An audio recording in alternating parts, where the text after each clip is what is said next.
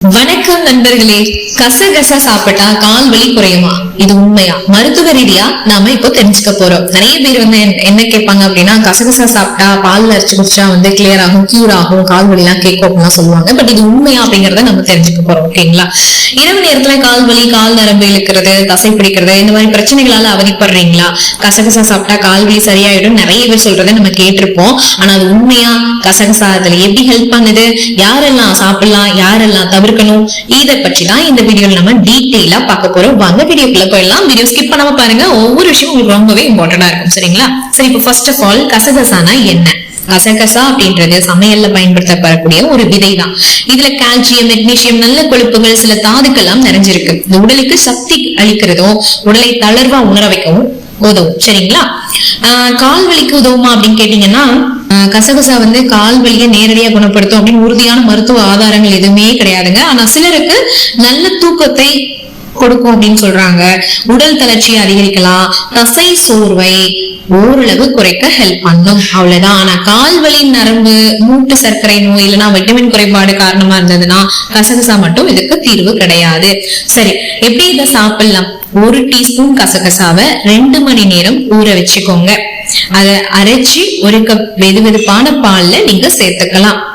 விருப்பம் இருந்தா கொஞ்சம் பனங்கற்கண்டு சேர்த்துக்கோங்க. இரவு தூங்க போறதுக்கு முன்னாடி நீங்க இந்த ட்ரிங்க் நீங்க குடிக்கலாம். அளவுக்கு அதிகமா நீங்க சாப்பிடக்கூடாது. எப்பவுமே நான் எல்லா வீடியோக்களையும் சொல்றது ஒன்னே அளவுக்கு மீறினா அமிர்தம் கூட நஞ்சுதான். அதனால அமிர்தமே நஞ்சாகும் போது, அளவுக்கு மீறும் போது கசகசெல்லாம் ஏமாத்துறோம். அதனால அளவோடு சாப்பிடுங்க. சரிங்களா? சரி, இப்ப கால் வலியை குறைக்க என்ன பண்ணலாம்?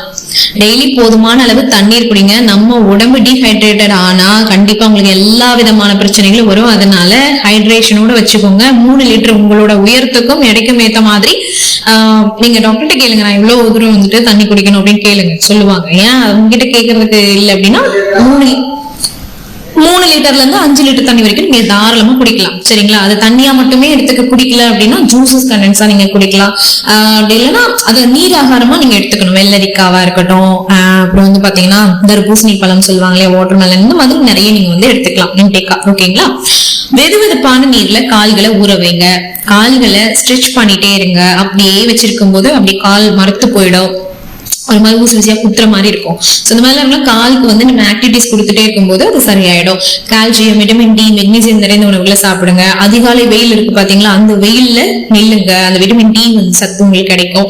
அண்ட் தொடர்ந்து வலி இருந்ததுன்னா டாக்டரை போய் கண்டிப்பா பார்க்கணும். சரிங்களா? சரி, இதுல யாரெல்லாம் கவனமா இருக்கணும் அப்படின்னா, கர்ப்பிணிகள், பாலூட்டுற தாய்மார்கள், சின்ன குழந்தைகள், ரொம்ப கால நோய்களுக்கு மருந்து எடுத்துக்கிறவங்க, நீங்க எல்லாமே மருத்துவர்களுடைய ஆலோசனையோட மட்டும்தான் இந்த கசகசாவை உணவுல சேர்த்துக்கணும். சரிங்களா?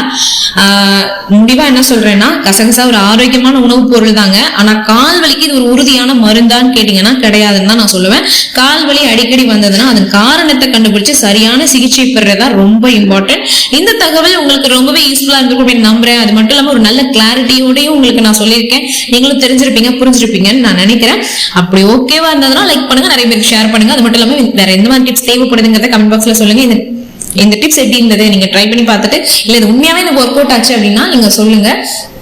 இல்லைங்க, நீங்க சொல்ற மாதிரி இது 50-50 தான் ஒர்க் அவுட் ஆகும் அப்படிங்கிற மாதிரி நீங்க உங்களோட எந்த கருத்தா இருந்தாலும் நான் இதுக்கு ரெடியா இருக்கேன். ஸோ ப்ளீஸ் பதிவிடுங்க. சரிங்களா? அண்ட் அதோட இந்த மாதிரி நியூஸ்லாம் டிப்ஸ்களுக்கு நீங்க பரவாயில்ல நம்மளுடைய சேனலை சப்ஸ்கிரைப் பண்ணி சப்போர்ட் பண்ணுங்க. அகைன் உங்களை வேற டிப்ஸ் அண்ட் டிப்ஸ்ல மீட் பண்றேன். Thank you so much. Take care. அது மட்டும் இல்ல, இந்த வீடியோ பொதுவான ஒரு தகவலுக்காக மட்டும்தான் நான் சொல்லப்பட்டிருக்கு. இது மருத்துவருடைய ஆலோசனைக்கு மாற்றாகாது. சரிங்களா? நீங்க டாக்டரோட அவர் சொல்ற ஒரு ஆலோசனையோட தான் நீங்க எடுத்துக்கணும். சரிங்களா? அதையும் நான் முக்கியமா டிஸ்க்ளைமர் பண்ணிக்கிறேன். ஓகே சொந்தங்களே, thank you so much. Take care all.